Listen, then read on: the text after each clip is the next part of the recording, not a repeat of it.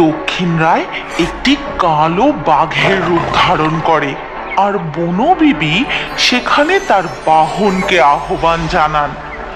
তারপর তারা একে অপরের উপর ঝাঁপিয়ে পড়তেই, এই তাড়াতাড়ি হাত চালা, সন্ধ্যা নামার আগে এই কাঠগুলো লরিতে বোঝাই করে চালান করতে হবে। তারপর আমাদের জঙ্গলের আরো গভীরে ঢুকতে হবে। শুনেছি সেখানে নাকি আরো মূল্যবান কাঠ পাওয়া যায়। হুজুর, জঙ্গলে আরো গভীরে যাওয়াটা কি ঠিক হবে?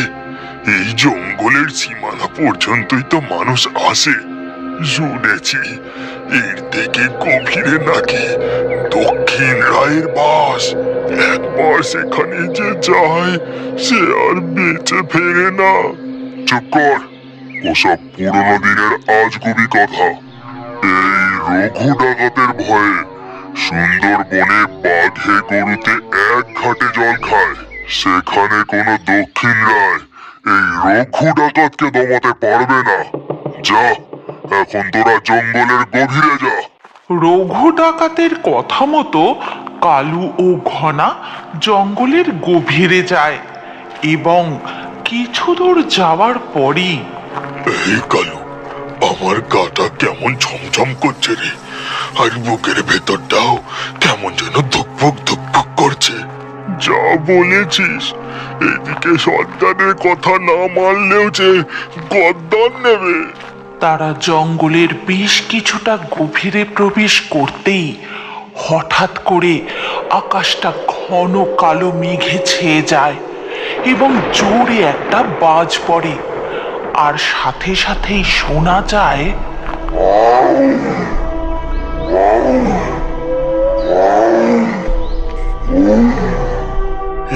এই কালু, এই যে বাঘের গর্জন। বাঘটা আশেপাশে কোথাও আছে, আর এখানে থাকাটা ঠিক হবে না। চল পালাই। এই কথা শেষ হতেই তারা যা দেখে তাতে তাদের হাড় হিম হয়ে যায়। একটা কালো বাঘ জঙ্গলের গভীর থেকে গর্জন করতে করতে তাদের দিকে এগিয়ে আসছে। তাই দেখে তারা সবাই ঊর্ধ্বশ্বাসে দৌড়তে থাকে। বাঘটিও তাদের পিছনে দৌড়তে থাকে। তারপর হঠাৎ করেই ঝাঁপিয়ে পড়ে।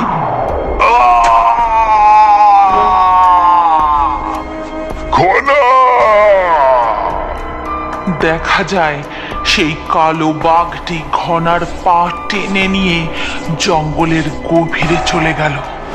ঠিক হয়েছে, ঠিক হয়েছে। আর নখ করবি, আর কপি না। যে যে নখ করবে সেই দক্ষিণ রায়ের পেটে যাবে। কেউ বাঁচাতে পারবে না, কেউ বাঁচাতে পারবে না। সে আসছে, সে আসছে। এই কথা বলে পাগলটি রাস্তা দিয়ে দৌড়তে থাকে। দৌড়তে দৌড়তে হোঁচট খেয়ে রাস্তায় পড়ে যায়। সেই সময় সেই পথ দিয়েই আসছিল গৌরব আর অর্জুন। এ কি, তোমার লাগেনি তো? তুমি এভাবে দৌড়চ্ছিলে কেন? সে আসছে, সে আসছে। কেউ বাঁচবে না, কেউ বাঁচবে না। সবাই মরবে, সবাই মরবে। কি বলছো এসব? আর কে আসছে? দক্ষিণ রায়। যার যার মনে নবের বাসা বাঁধবে সেই দক্ষিণ রায় দেখা পাবে। কেউ বাঁচবে না, কেউ বাঁচবে না। এই কথা বলে পাগলটি সেখান থেকে দৌড়ে চলে যায়। পাগল কোথাকার। চল অর্জুন, তাড়াতাড়ি বাড়ি ফিরে যাই। দাদু দিদা আবার চিন্তা করবে।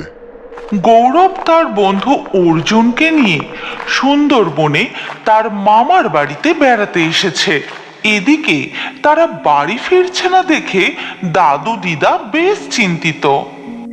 কি গো, ছেলেগুলো এখনো বাড়ি ফিরছে না কেন? সন্ধে হয়ে গেল, তাছাড়া আকাশটা ঘন কালো মেঘে ঢেকে আছে। এ যে অশনি সংকেত, তুমি একবার দেখো না গো। ঠিক তখনই গৌরব আর অর্জুন বাড়ি ফিরে আসে। হ্যাঁ রে, তোরা কোথায় ছিলিস? তোদের কতবার বলেছিলাম সন্ধে নামার আগে বাড়ি ফিরে আসবি। সন্ধ্যের পর এখানে কত রকম বিপদ হতে পারে জানিস? যা, তোরা হাত মুখ ধুই আয়, আমি চা বসাচ্ছি। তারপর তাদের জন্য দিদা চা করে নিয়ে আসে এবং চা খেতে খেতে সবাই বেশ জমিয়ে গল্প করতে থাকে। জানো দাদু, আজকে রাস্তা দিয়ে যখন ফিরছিলাম একটা পাগলের সাথে দেখা হয়েছিল। পাগলটা কি সব যেন বকছিল। পাগল? কি বলছিল পাগলটা? বলছিল সে আসছে, কেউ নাকি বাঁচবে না, আর কি যেন একটা বলছিল। এই অর্জুন, তুইও তো ছিলিস, বল না কি বলছিল। হ্যাঁ, বলছিল দক্ষিণ রায়ের দেখা পাবে। দাদু, এই দক্ষিণ রায়টাকে? এই কথা শুনে দাদু দিদা দুজনেই খুব ভয় পেয়ে যায়। তখন দাদু সুন্দরবনের অতীতে ঘটে যাওয়া সেই সমস্ত প্রচলিত ঘটনার কথা তাদের খুলে বলে। সে আজ থেকে অনেক কাল আগের কথা।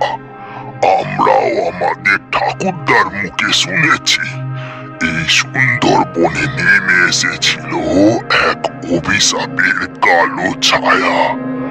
গভীর জঙ্গলে বাস ছিল এক দানবের, যার নাম ছিল দক্ষিণ রায়।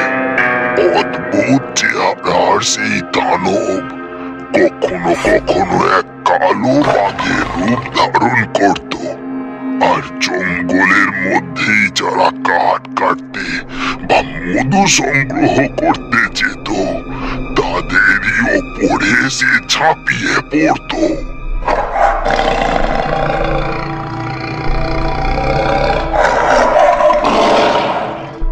হায় হায় হায়, কে কোথায় আসো গো, বাঁচাও! আমার স্বামীর এসে দক্ষিণ রায় টেনে নিয়ে গেল গো, কে কোথায় আসো, বাঁচাও! শুধু তাই নয়, শুনেছি রাতের অন্ধকারে দক্ষিণ রায় গ্রামের মধ্যেও হানা দিত। যাকে সামনে পেত তাকে টেনে ওই জঙ্গলের গভীরে নিয়ে যেত। গোটা সুন্দরবনের লোক এই দক্ষিণ রায়ের ভয় একেবারে সিটিয়ে থাকতো। আর জঙ্গলের মধ্যে শোনা যেত তার সেই দানবীয় অট্টহাসি। কেউ বাঁচবে না, এই দক্ষিণ রায়ের নজর থেকে কারো রেহাই নেই। এই জঙ্গল আমার, এই সুন্দরবন আমার। এই জঙ্গলে যে পা রাখবে তাকেই আমি আমার ভোগ বানাবো। তারপর কি হলো? দক্ষিণ রায়ের অত্যাচার যখন চরম শিখরে পৌঁছলো, তখনই মত্তে আবির্ভূত হলো এই জঙ্গলে রক্ষা করতে বনবিবি। স্তব্ধ হও দক্ষিণ রায়, তোমার অত্যাচারের মাত্রা দিন দিন বেড়েই চলেছে। এবার থামো তুমি, না হলে তোমাকে কঠিন থেকে কঠিনতম শাস্তি পেতে হবে। তোর স্পর্ধা তো কম নয়। তুই দক্ষিণ রায়ের চোখে চোখ রেখে কথা বলছিস। এই জঙ্গল আমার, এই জঙ্গলে শুধু আমার রাজত্ব চলবে। আমি এই জঙ্গলের রক্ষা করতে, প্রকৃতির মাতা আমি। এই জঙ্গলকে রক্ষা করার দায়িত্ব আমার। আমি আর তোমাকে এই অন্যায় অত্যাচার চালাতে দেব না। তাই নাকি? তবে যুদ্ধ কর আমার সাথে। যে জয়ী হবে সেই এই জঙ্গলের অধিকারত্ব পাবে। এই কথা বলে দক্ষিণ রায় একটি কালো বাঘের রূপ ধারণ করে, আর বনবিবি সেখানে তার বাহনকে আহ্বান জানান। তারপর তারা একে অপরের উপর ঝাঁপিয়ে পড়তেই শুরু হয় এক ভয়ানক যুদ্ধ। বেশ কিছুক্ষণ যুদ্ধ চলার পর দক্ষিণ রায় পরাজিত হলেও তাকে সম্পূর্ণরূপে পরাস্ত করা যায় না। শান্ত হও দক্ষিণ রায়, এই জঙ্গল আমাদের সববার। আমি এই জঙ্গলের সীমানা ভাগ করে তা নির্দিষ্ট করে দিলাম। এই জঙ্গলের গভীর অংশে থাকবে তুমি, আর বাকি অংশ আমি রক্ষা করব। যারা এই জঙ্গলে সৎ উদ্দেশ্যে মধু সংগ্রহ করতে ও নদীতে মাছ কাঁকড়া ধরতে আসবে তাদের উপর তুমি আক্রমণ করবে না, কিন্তু যারা অসৎ উদ্দেশ্য নিয়ে এই জঙ্গলের গহীনে প্রবেশ করবে তাদের তুমি অবশ্যই শাস্তি দিও। তারপর কি হলো? তারপর থেকে সুন্দরবনের জঙ্গলে দক্ষিণ রায় আর বনবিবির দেখা কেউ পেয়েছে? হ্যাঁ, অবশ্যই পেয়েছে।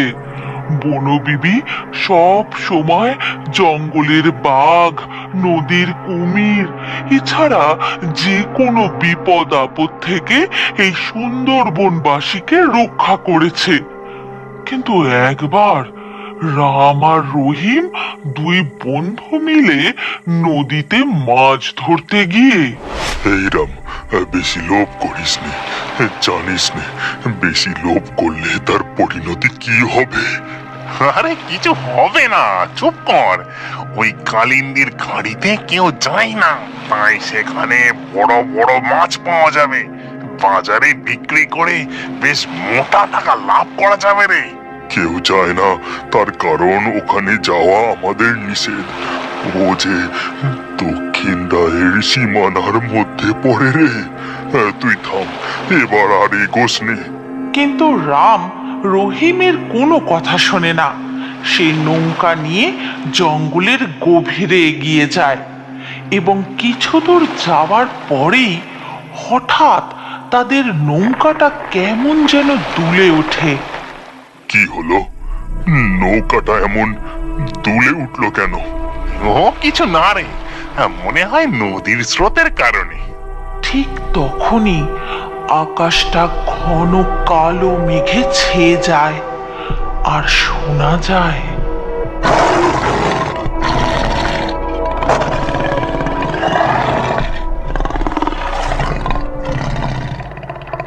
নদীতে দেখা যায় তাদের দিকে এগিয়ে আসছে এক বিশাল বড় কুমির। তখনই জঙ্গলের গহীন থেকে বেরিয়ে আসে দক্ষিণ রায়। রাম, আমি তোকে বলেছিলাম এদিকে আসিস নে, তুই আমার কোনো কথা শুনলি না। ঠিক তখনই নৌকার দুলুনিতে রাম নদীতে পড়ে যায় এবং মুহূর্তের মধ্যেই তার আর কোনো চিহ্ন খুঁজে পাওয়া যায় না। হে বনবিবি, রক্ষা করুন। বনবিবি, রক্ষা করুন। বনবিবি, রক্ষা করুন আমাদের। রহিম চোখ বুজে এক মনে বনবিবিকে ডাকতে শুরু করে। তখনই তার সামনে প্রকট হন জঙ্গলের রক্ষাকর্ত্রী বনবিবি, এবং সাথে সাথেই সেই বাঘটি আবার জঙ্গলের মধ্যে চলে যায়।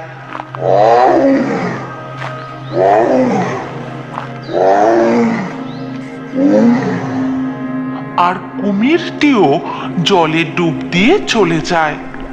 ভয় পেও না, তোমার মনে কোনো অসৎ উদ্দেশ্য ছিল না। আর যারা সৎ উদ্দেশ্যে জঙ্গলে আসে আমি সর্বদা তাদের রক্ষা করি।